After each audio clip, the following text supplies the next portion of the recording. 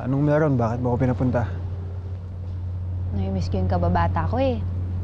Mga tawanan namin, kulitan.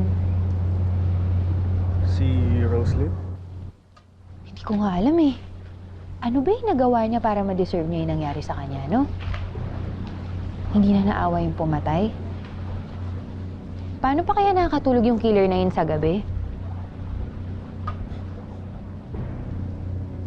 Ikaw, Troy. Paano ka nakakatulog ng mahimbing? Ophelia, kung iniisip mo na may kinalaman ako sa pagkamatay ni Roslyn, ngayon pa lang sinasabi ko wala. Wala nga ba? Oo. Aaminin ko may matindi kaming away, okay? Pero kahit isipin mong sira ulo ako or may topak ako, hindi ko kayang pumatay ng ibang tao, okay? Troy, ganito na lang.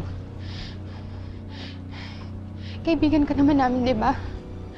Baka naman kahit konti, meron ka pang natitirang konsensya para sa ginawa mo. Umamin ka na. Umamin ka na. Hindi ko kayang pumatay ng tao. Ano yan? Galing sa sunog yan ah.